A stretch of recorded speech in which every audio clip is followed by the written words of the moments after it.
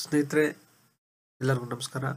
ಈ ವಿಡಿಯೋದಲ್ಲಿ ಇಇಪಿ ಪೋರ್ಟಲ್ನಲ್ಲಿ ಪಾಸ್ವರ್ಡ್ ಮತ್ತು ಯೂಸರ್ ನೇಮನ್ನು ಬಳಸಿ ನಾವು ಲಾಗಿನ್ ಆಗ್ತಕ್ಕಂಥದ್ದು ಮತ್ತು ಇಕೋ ಕ್ಲಬ್ ಚಟುವಟಿಕೆಗಳಲ್ಲಿ ಮಾಡಿಸಿದಂತಹ ಚಟುವಟಿಕೆಗಳ ಫೋಟೋಗಳನ್ನು, ವಿಡಿಯೋಗಳನ್ನು, ಡಾಕ್ಯುಮೆಂಟ್ಗಳನ್ನು ಅಪ್ಲೋಡ್ ಮಾಡ್ತಕ್ಕಂಥದ್ದು ಹೇಗೆ ಅಂತಕ್ಕಂಥದ್ದು ನೋಡೋಣ.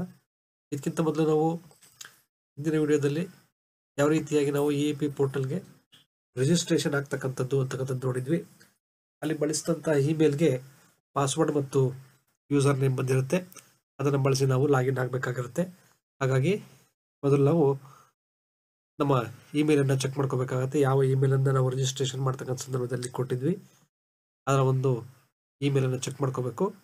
ನಿಮಗೇನಾದರೂ ಇಮೇಲ್ನಲ್ಲಿ ಪಾಸ್ವರ್ಡ್ ಮತ್ತು ಯೂಸರ್ ನೇಮ್ ಬಂದಿದೆ ಅಂದರೆ ಇದು environment education division, ministry of environment, forest and climate change ಡಿವಿಷನಿಂದ ಒಂದು ಇಮೇಲ್ ಬಂದಿರುತ್ತೆ. ಇದರಲ್ಲಿ login credentials for login at EEP portal ಅಂತ ಇರುತ್ತೆ.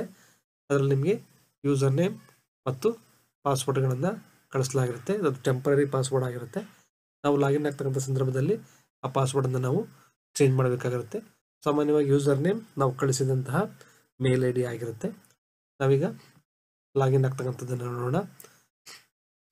ಬ್ರೌಸರ್ನಲ್ಲಿ ಇಇಪಿ ಪೋರ್ಟಲ್ ಅಂತೇಳಿ ಟೈಪ್ ಮಾಡಿ ಎಂಟರ್ ಮಾಡಿ.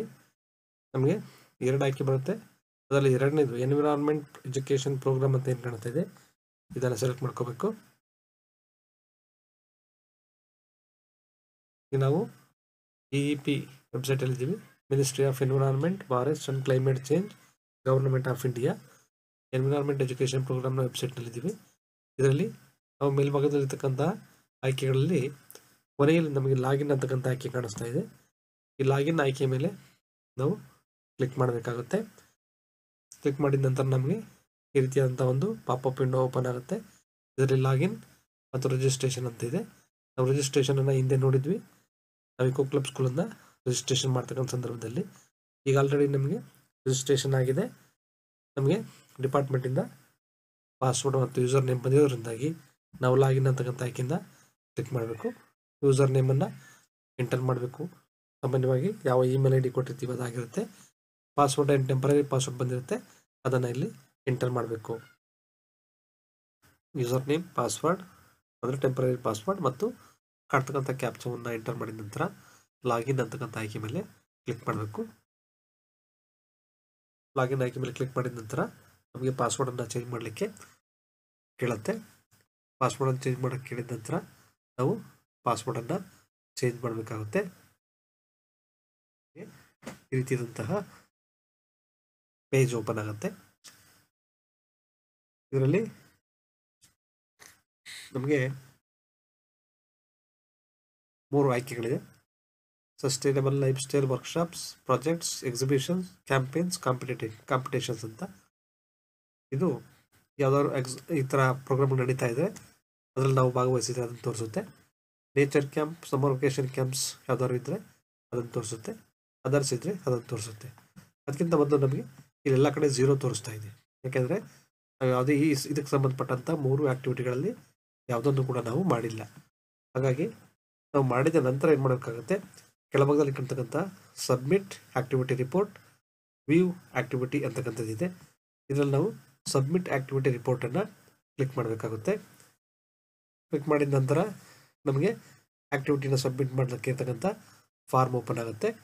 ಇದರಲ್ಲಿ ಇರ್ತಕ್ಕಂಥ activity category, start date, end date, activity sub category, ಅದೇನು action, awareness, both, number of days ಎಷ್ಟು ದಿವಸ ಇತ್ತು, ಡಿಸ್ಟ್ರಿಕ್ಟ್ ಯಾವುದು, ವೆನ್ಯೂ ಯಾವುದು, ಟೋಟಲ್ ಎಕ್ಸ್ಪೆಂಡಿಚರ್ ಏನು, ಮತ್ತು ಇದರಲ್ಲಿ ಪಾರ್ಟಿಸಿಪೆಂಟ್ಸ್ ಯಾವ ಥರ ಎಷ್ಟು ಜನ ಇದ್ದರು, ಚಿಲ್ಡ್ರನ್ಸ್, ಯೂತ್, ಟೀಚರ್ಸ್, ಮತ್ತು ಅದ್ರ ಬಗ್ಗೆ ನಾವು ಬ್ರೀಫ್ ಡಿಸ್ಕಷನನ್ನು ಬರೆದು, ಮತ್ತು number of schools, college covered ಅದನ್ನು ಬರೆದು, ಮತ್ತು ಇಲ್ಲಿ ಅಪ್ಲೋಡ್ ಫೋಟೋ ಅಂತ ಇದೆ. ಇದರಲ್ಲಿ 2 MB ವರೆಗೆ ಇರ್ತಕ್ಕಂತಹ ಫೋಟೋಗಳನ್ನು ನಾವು ಅಪ್ಲೋಡ್ ಮಾಡ್ಬೋದಾಗಿರುತ್ತೆ. ಅಥವಾ ನಾವೇನಾದರೂ ಗೂಗಲ್ ಡ್ರೈವಲ್ಲಿ ಸೇವ್ ಮಾಡಿಟ್ಟಿದ್ರೆ ಅದರ URL ಕೂಡ ನಾವಿಲ್ಲಿ ಎಂಟರ್ ಮಾಡ್ಬೋದು. ಪಕ್ಕದಲ್ಲಿ ಕಾಣ್ತಕ್ಕಂಥ ಅಪ್ಲೋಡ್ ವಿಡಿಯೋ ಏನು ಕಾಣ್ತಾ ಇದೆ ಇದರಲ್ಲಿ ನಾವು ವಿಡಿಯೋವನ್ನು ಕೂಡ MP4 ಫೈಲ್ನ ಫಾರ್ಮ್ಯಾಟ್ನಲ್ಲಿ 5 MB ಇರತಕ್ಕಂಥ ವಿಡಿಯೋವನ್ನು ಕೂಡ ಎಂಟರ್ ಮಾಡ್ಬೋದು. ಅಷ್ಟೆಲ್ಲ ಮಾಡಿ ನಂತರ ನಾವು ಕೆಳಭಾಗದಲ್ಲಿ ಇರ್ತಕ್ಕಂಥ how all of the participants attend attending the event taken the life pledge ಅಂತ ಇದೆ. ಒಂದು ಪ್ಲೆಡ್ಜನ್ನು ಸೆಲೆಕ್ಟ್ ಮಾಡ್ಕೊಂಡು ಹೇಳ್ತಾ ನಾವು ಆ್ಯಕ್ಟಿವಿಟಿಯನ್ನು ಮಾಡಿದ್ದೀವಿ ಅಂತ ಅದನ್ನು ಸೆಲೆಕ್ಟ್ ಮಾಡಿಕೊಂಡು ನಂತರ ಇಲ್ಲಿ ಸೇವ್ ಅಂತಕ್ಕಂಥ ಆಯ್ಕೆಯನ್ನು ಕ್ಲಿಕ್ ಮಾಡಬೇಕಾಗುತ್ತೆ. ಇಲ್ಲಿ ಸೇವ್ ಆಯ್ಕೆಯನ್ನು ಕ್ಲಿಕ್ ಮಾಡಿದ ನಂತರ ನಮಗೆ ಪುನಃ ನಾವೇನು ಮಾಡ್ತೀವಿ ಅಂದರೆ ಹೋಮ್ ಬಟನ್ಗೆ ಹೋದರೆ ನಮಗಿಲ್ಲಿ ಆ್ಯಕ್ಟಿವಿಟೀಸ್ ಏನು ಕಾಣ್ತಾ ಇದೆ 0 ಎಲ್ಲದೂ ಕೂಡ ನಾವು ಮಾಡಿದಂಥ ಆ್ಯಕ್ಟಿವಿಟಿಗಳನ್ನು ಏನು ಸೆಲೆಕ್ಟ್ ಮಾಡ್ಕೊಂಡಿರ್ತೀವಿ ಅದರ ಆಧಾರದಲ್ಲಿ ನಾವು ಎಷ್ಟು ಆ್ಯಕ್ಟಿವಿಟಿಗಳನ್ನ ಮಾಡಿದ್ದೀವಿ ಅಂತಕ್ಕಂಥದ್ದು ಇಲ್ಲಿ ತೋರಿಸ್ತಾ ಹೋಗುತ್ತೆ. ಅದೇ ಥರ ನಾವು ಎಂಟರ್ ಮಾಡಿದಂಥ ಆ್ಯಕ್ಟಿವಿಟಿಗಳನ್ನು ವ್ಯೂ ಆ್ಯಕ್ಟಿವಿಟಿ ರಿಪೋರ್ಟಲ್ಲಿ ನಾವು ಕ್ಲಿಕ್ ಮಾಡೋದ್ರ ಮೂಲಕ ಅದನ್ನು ಓಪನ್ ಮಾಡಿ ನಾವು ನೋಡ್ಬೋದು. ನಮ್ಮಲ್ಲಿ ಯಾವುದೂ ಕೂಡ ಇಲ್ಲ, ಹಾಗಾಗಿ ಇಲ್ಲಿ ಯಾವುದನ್ನು ಕೂಡ ತೋರಿಸ್ತಾ ಇಲ್ಲ. ಆ್ಯಕ್ಟಿವಿಟಿ ರಿಪೋರ್ಟ್ ತೋರಿಸ್ಬೇಕು ಅಂದರೆ ನಾವು ಕ್ಲಿಕ್ ಮಾಡಿದ ನಂತರ ಸೆಲೆಕ್ಟ್ ಮಾಡ್ಕೋಬೇಕು ಕ್ಯಾಟಗರಿ ಯಾವುದಿದೆ ಅಂಥೇಳಿ. ಅವುಗಳನ್ನ ಸೆಲೆಕ್ಟ್ ಮಾಡಿ 3 ಏನು ಮೊದಲು ಸ್ಟಾರ್ಟಿಂಗ್ ತೋರಿಸ್ತಾ ಇತ್ತು ಆ 3 ಹೆಡ್ಡಿಂಗ್ ತೋರಿಸುತ್ತೆ. ಇಲ್ಲಿ ಸಬ್ ಕ್ಯಾಟಗರಿ ಸೆಲೆಕ್ಟ್ ಮಾಡ್ಕೋಬೇಕು. ಜೊತೆಗೆ eco clubs name, district, state, life friend taken, start date, end date ಹಾಕಿ ಸರ್ಚ್ ಮಾಡಿದರೆ ನಾವು ಮಾಡಿದಂಥ ಆ್ಯಕ್ಟಿವಿಟಿಗಳ ಲಿಸ್ಟ್ ಇಲ್ಲಿ ಕಾಣಿಸ್ತಾ ಹೋಗುತ್ತೆ. ನಂತರ ನೀವು ಪಾಸ್ವರ್ಡನ್ನು ಚೇಂಜ್ ಮಾಡಬೇಕು ಅಥವಾ ಅಪ್ಡೇಟ್ ಪ್ರೊಫೈಲ್ ಮಾಡಬೇಕು ಅಂದರೆ ಇಲ್ಲಿ ನಾವು ಚೇಂಜ್ ಕೂಡ ಮಾಡ್ಬೋದು. ನಂತರ ಲಾಗೌಟ್ ಅಂತಕ್ಕಂಥ ಆಪ್ಷನ್ ಕೂಡ ಇದೆ. ಈ ರೀತಿಯಾಗಿ EEP ಪೋರ್ಟಲ್ನಲ್ಲಿ ನಾವು EEP ವೆಬ್ಸೈಟಿಂದ ಅಥವಾ ಡಿಪಾರ್ಟ್ಮೆಂಟಿಂದ ಬಂದಿರತಕ್ಕಂಥ ಪಾಸ್ವರ್ಡ್ ಮತ್ತು ಯೂಸರ್ ನೇಮನ್ನು ಬಳಸಿ ಲಾಗಿನ್ ಆಗಿ ನಂತರ ನಾವು ಮಾಡ್ತಕ್ಕಂಥ ಚಟುವಟಿಕೆಗಳನ್ನು ಅಪ್ಲೋಡ್ ಮಾಡ್ಬೋದಾಗಿರುತ್ತೆ. Thank you.